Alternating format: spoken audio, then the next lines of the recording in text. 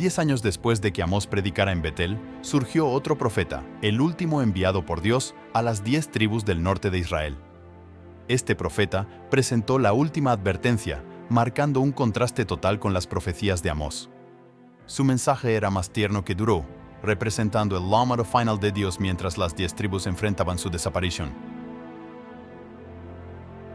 Estas tribus se perdieron al asimilarse a las naciones gentiles tras su dispersión, perdiendo esencialmente sus identidades al integrarse en otras culturas. Incluso hoy en día se les conoce como los perdidos. La relación entre Dios e Israel se basa en un pacto de amor. Desde el lado de Israel, el pacto implica lealtad a los mandamientos divinos, donde la obediencia forma parte esencial del acuerdo. La responsabilidad de Dios era cuidar, proteger y proveer para ellos, pero Él buscaba una respuesta entusiasta y obediente. Anhelaba que vivieran de acuerdo con sus deseos, pero lamentablemente no obtuvo esa respuesta. Recuerda que Dios se casó con la nación de Israel en el monte Sinaí cuando les entregó los 10 mandamientos como su creador.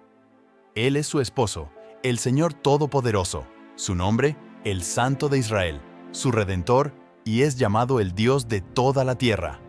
Sin embargo, como una esposa infiel a su marido, Israel le fue infiel, según declara el Señor. El mensaje de Oseas es directo y doloroso.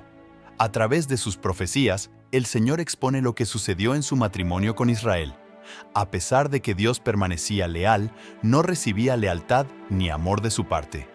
Esta experiencia, posiblemente una de las más dolorosas del mundo, refleja el amor no correspondido. Amar a alguien y no recibir ese amor a cambio es una experiencia que Oseas entiende profundamente. Este profeta aprendió en la escuela de la experiencia, donde los colores predominantes suelen ser el negro y el azul. Incluso con el profeta Jeremías, Dios le indicó que no se casara, ya que uno de los propósitos era que comprendiera el sentimiento de la soledad. Israel no quería casarse, y al permanecer soltero, Jeremías transmitiría el mensaje de que Dios estaba solo, sin esposa. No obstante, Oseas recibió una instrucción aún más extraordinaria de Dios a través de su experiencia matrimonial. Se casó con una prostituta, tuvieron 3 hijos y al menos uno no era suyo. Cuando ella regresó a la calle, Oseas la buscó, la trajo de vuelta a casa y la sometió a un periodo de disciplina. Durante ese tiempo, no tuvieron interacción física como esposos. Luego, la cortejó de nuevo, reiniciando el amor. Estos eventos se relatan en el primer capítulo, centrado en los 3 hijos, y en el segundo capítulo, donde se detalla la historia de la esposa. Resulta intrigante observar las 3 dimensiones de su relación.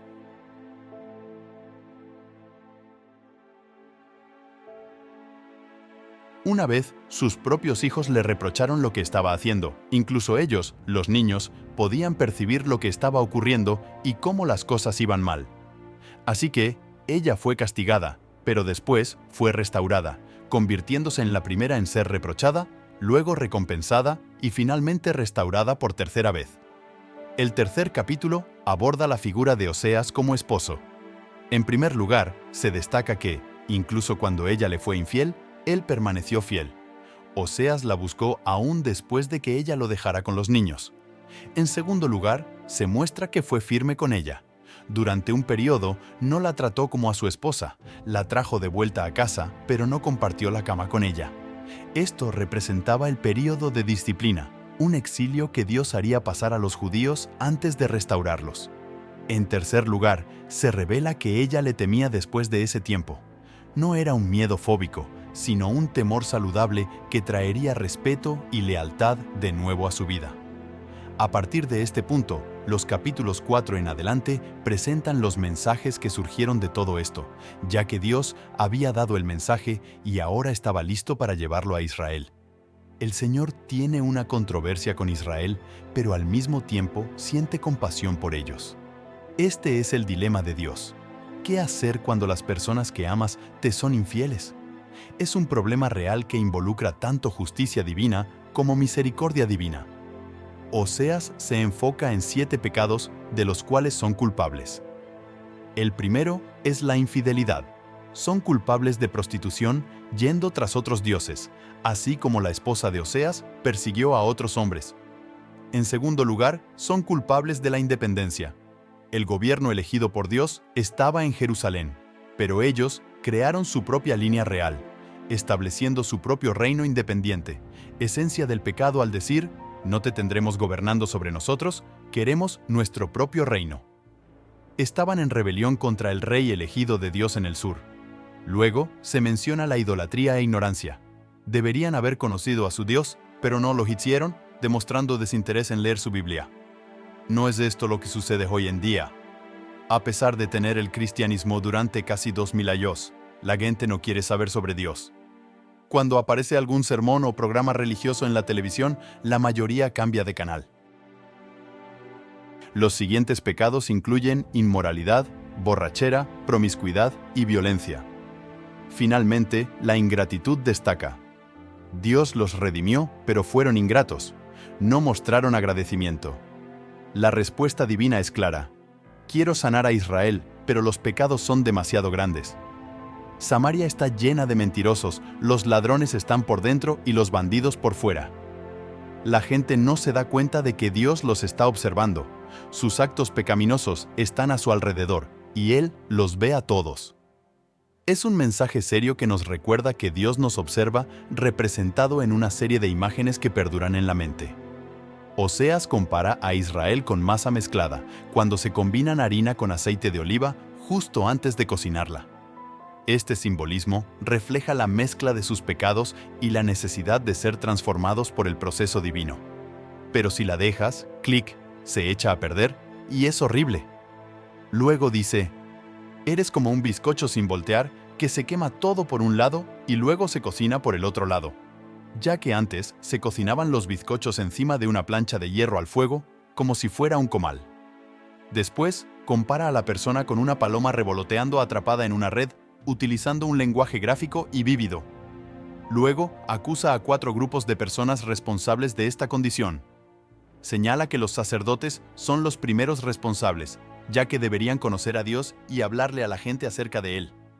A pesar de haber muchos profetas en la parte norte de Israel, eran falsos profetas que decían a la gente que no se preocupara porque Dios no haría cosas terribles. Esto suena familiar, ya que la gente siempre busca escuchar lo que quiere.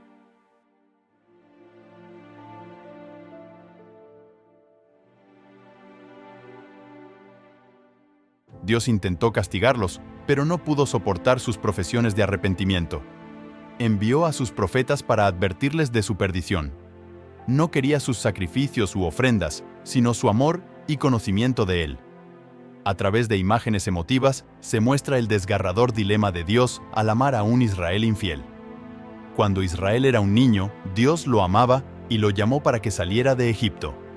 Sin embargo, mientras más lo llamaba, más se alejaba, entregándose a la idolatría y a actos pecaminosos. A pesar de haber enseñado a Israel a caminar, ellos no reconocían a Dios como su cuidador y guía. La ingrata respuesta de Israel llevó a Dios a anunciar que regresarían a Egipto y serían sometidos a Asiria. Aunque se avecinaba la guerra y la destrucción, Dios revela su corazón desgarrado y su compasión desbordante. Aunque tenía el derecho de desatar su ira feroz, decide no hacerlo completamente, ya que es Dios y no un simple mortal. Su presencia en Israel evita la destrucción total. La profecía apunta hacia un día en el que el pueblo regresará a Él, cuando el Señor rugirá como un león y su pueblo regresará temblando desde el oeste, sugiriendo una conexión con América. En los capítulos 13 y 14, la apelación final destaca que Dios ha sido el Señor de Israel desde que los sacó de Egipto. Les insta a reconocer solo a Él como su Dios y Salvador. A pesar de haberlos cuidado en el desierto, su orgullo y olvido, cuando estuvieron satisfechos, les llevaron a la decadencia. Sin embargo, Dios muestra su compasión y la promesa de no desatar su ira feroz, dejando una esperanza para el regreso y temor respetuoso. La aplicación contemporánea de las profecías de Oseas se dirige principalmente a la Iglesia, recordando que el juicio comienza en la casa de Dios. La advertencia en 1 Pedro 4:17 destaca la importancia de corregir las cosas desde adentro. El llamado final se resume en Oseas 6:6. Quiero que muestres amor, no ofrezcas sacrificios. quiero que me conozcas más que ofrezcas quemaduras de ofrendas. Es una revelación hermosa de la bondad y compasión en el corazón de Dios. La narrativa continúa con el libro de Joel, un libro corto de 3 capítulos cuyo autor histórico no es conocido. Joel predica sobre la necesidad de la corrección interna dentro de la casa de Dios antes de señalar a otros. El mensaje principal se resume en que aquellos que conocen el nombre de Dios confiarán en Él. Joel es una exploración más profunda de la relación entre Dios y su pueblo. El resultado final fue una catástrofe natural que desencadenó una hambruna generalizada. En una poesía vívida, Joel describe el Medio Oriente plagado de langostas. Aunque una sola langosta es inofensiva, estas criaturas se vuelven devastadoras en grandes cantidades. Las langostas, al poner miles de huevos por pie cuadrado en la arena, eclosionan y se multiplican en enormes enjambres. Cada huevo eclosiona y en su etapa de saltadores pueden llegar a tener más de 10.000 individuos por metro cuadrado, cubriendo vastas áreas. Joel presenta 5 etapas en su desarrollo y durante cada cambio su número se multiplica exponencialmente. Estos enjambres viajan grandes distancias, consumiendo grandes cantidades de vegetación. En un solo día, un enjambre puede comer 80.000 toneladas de vegetación, equivalente al peso de un crucero. El libro de Joel describe un ataque tan severo de langostas que afecta a todas las plantas, incluso despojando la corteza de los árboles. Joel hace un llamado a la atención de los ancianos y habitantes de la tierra, preguntando si algo similar había ocurrido en sus días o en los relatos de sus padres transmitidos a través de generaciones. Describe las etapas del ataque de las langostas como cortar, enjambrar, saltar y destruir. A pesar de los intentos de resistir, Joel concluye que enfrentar este ataque es inútil. Las langostas devoran todas las plantas y dejan desolación a su paso. Cuando las langostas llegaron, transformaron lo que era un jardín del Edén en un desierto desolado. Este desastre no solo afectó a las plantas, sino también a los animales que quedaron sin pastos y sin alimentos. Además, la interferencia con el ciclo natural afectó el clima, ya que la atmósfera se redujo, cesó la lluvia, y tanto animales domésticos como salvajes clamaban por agua y comida. Joel describe la situación como un lamento similar al de una anciana que recuerda a su prometido asesinado poco después de la boda, aún de luto por la falta de trigo. Dios no estaba recibiendo ofrendas en la casa del Señor. Joel sugiere que esta plaga es una intervención directa de Dios, una maldición enviada o permitida por algún motivo. La pregunta clave es por qué Dios enviaría o permitiría tal plaga. Joel no menciona explícitamente la idolatría o la inmoralidad en su libro. La respuesta parece estar en la lejanía del pueblo de Dios. Ellos simplemente se alejaron de Él, perdiendo la realidad de su relación con Dios. Joel llama a un arrepentimiento genuino, a rasgar los corazones en lugar de mostrar una apariencia externa de religión. La invitación es a volver al Señor, ya que Él es misericordioso, compasivo y ansioso por perdonar.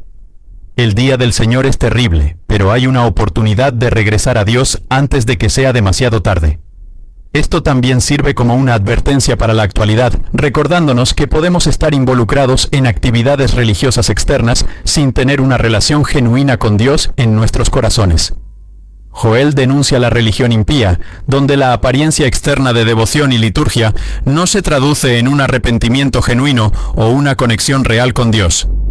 La práctica de rasgar las vestiduras era una formalidad cultural y religiosa, pero carecía de sinceridad en el corazón.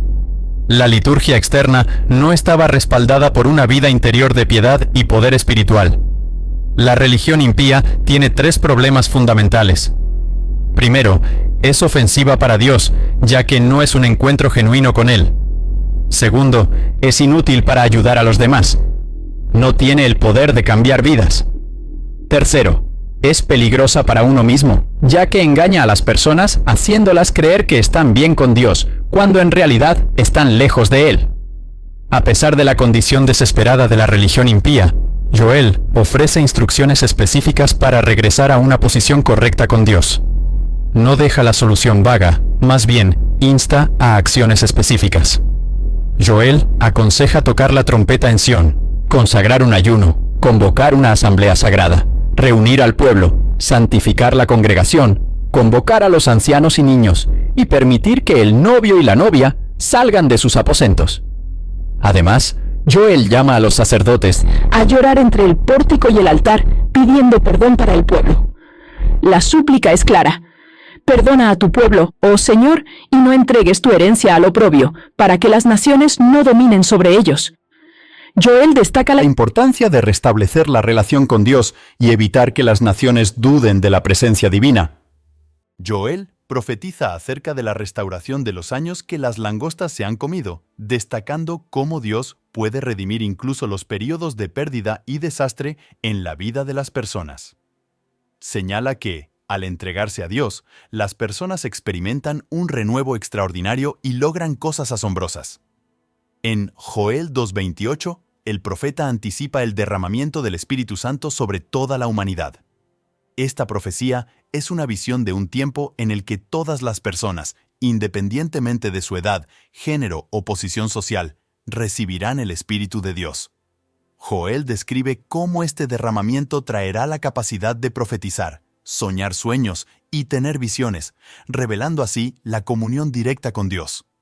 Joel mira hacia el futuro y predice que habrá un día en el que todas las personas, tanto empleadores como empleados, jóvenes y viejos, hombres y mujeres, tendrán la capacidad de proclamar la palabra de Dios y hablar de sus obras poderosas.